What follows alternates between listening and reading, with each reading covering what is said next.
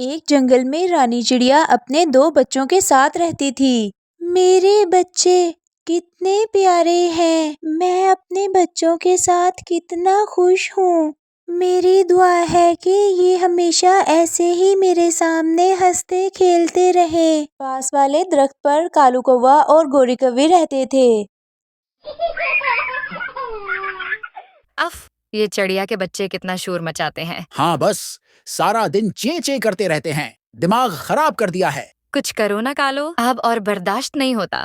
ठीक है, देखना अब मैं कैसे उनको चुप कराता हूँ। बच्चों, मैं तुम दोनों के लिए अनाज लेने जा रही हूँ।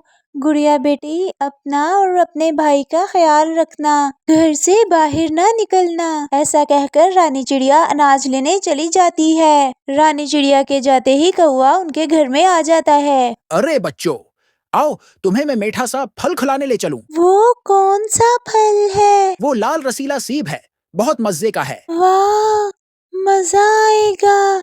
लेकिन मम्मा नाराज होंगी। मम्मा ने घर से बाहर निकलने से मना किया है। अरे नहीं, तुम्हारी माँ नाराज नहीं होगी, मैं जल्दी वापस ले आऊंगा। अरे फिर तो मजा आएगा, चलो चलते हैं। बच्चे खुशी खुशी कौवे के साथ चल पड़ते हैं। कौवा बच्चों को नदी के किनारे ले जाता है। बच्चों, यहाँ बैठो, मैं अभी आता हूँ। ऐसा कहकर कौवा वहाँ से उड़ जाता है और अपने घर वापस आ जाता है। शाम होने वाली थी। बच्चे कौवे का इंतजार करते रहते हैं। वो कौवे अंकल कहाँ चले गए? मुझे डर लग रहा है। हमें तो घर का रास्ता भी मालूम नहीं है। ऐसा कहकर दोनों बच्चे रोने लगते हैं। शाम को रानी चिड़िया घर वापस आती है। अरे, मेरे बच्चे कहाँ गए? यहाँ तो नहीं है। कहाँ जा सकते हैं? गुड़िया बेटी, तुम दोनों कहाँ हो? क्या तुम्हें मेरी आवाज आ रही है? गुड़िया बेटी, गुड्डू बेटे, तुम कहाँ हो?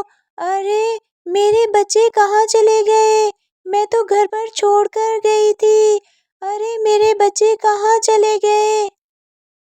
हाँ हाँ हाँ, देखा अब ये चिड़िया कैसे परेशान होती है। जैसे उसने हमें परेशान कर रखा था, अब उसकी बारी। हाँ, देखो तो सही, अब वो चिड़िया कैसे रो रही है। अब सुकून है, न शोर न छुक छुक। ऐसे ही रात हो जाती है। रानी चिड़िया सारी रात अपने बच्चों को याद कर करके रोती रहती है। अगले दिन रानी चिड़िया सारा दिन अपने बच्चों को ही ढूंढती रही। आज 3 दिन हो गए थे। रानी चिड़िया ने कुछ नहीं खाया था। वो सारा दिन अपने बच्चों को ढूंढती रहती, लेकिन उसे उसके बच्चे नहीं मिल रहे थे। पता नहीं मेरे बच्चे कहाँ होंगे, उन्होंने कुछ खाया भी होगा कि नहीं। तभी बुलबुल चिड़िया रानी चिड़िया के पास आती है। रानी बहन, इतनी उदास होकर क्यों बैठी हो? क्या बताऊं बुलबुल बहन, 3 दिन से मेरे बच्चे लापता हैं, मुझे कहीं भी नहीं मिल रहे। अच्छा, हो सकता है फिर वो तुम्हारे ही बच्चे हों।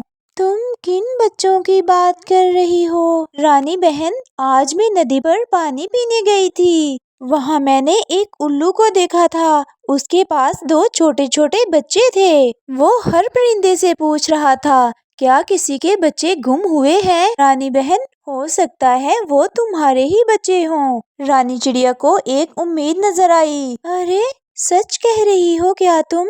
वो जरूर मेरे ही बच्चे होंगे। चलो ना वहाँ नदी के पास चलते हैं, मेरे बच्चे मुझे ढूंढ रहे होंगे। रानी बहन, अभी रात होने वाली है, हम अभी नहीं जा सकते। मुझे उस उल्लू के घर का पता भी मालूम नहीं है। हम सुबह चलेंगे, वो उल्लू फिर से आएगा। ठीक है बुलबुल बहन, तुम सुबह मेरे साथ चलना। रानी चिड़िया बेचैनी में सारी रात जागती रही। सुबह होते ही वो बुलबुल चिड़िया के साथ नदी के किनारे पहुंच गई। बुलबुल बहन, उल्लू कब आएगा?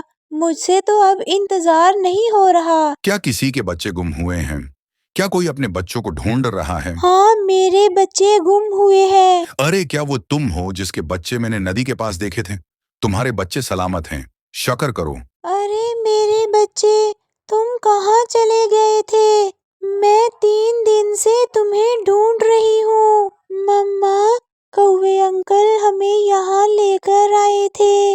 उन्होंने कहा था कि हमें मीठा फल खिलाएंगे, लेकिन हमें यहाँ छोड़कर चले गए। उल्लू अंकल हमें अपने घर ले गए।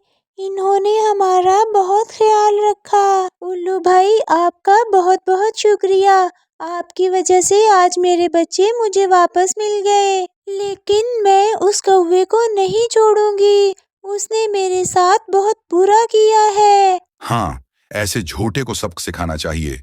मैं सब परिंदों को बुलाता हूँ। फिर उल्लू जंगल के सब परिंदों को जमा करता है। दोस्तों, कालो कुएं ने रानी चिड़िया के बच्चों के साथ जुल्म किया है। ये बहुत बड़ा धोखा है और धोखा देने वाला हमारे जंगल में नहीं रह सकता।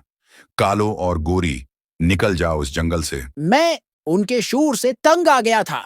यहाँ तुम्हारे लिए कोई जगह नहीं है। तुम दोनों यहाँ से चले जाओ, दोबारा यहाँ नजर ना आना। फिर सब परिंदे मिलकर कालू कौवे और गोरी कौवे को जंगल से बाहर निकाल देते हैं।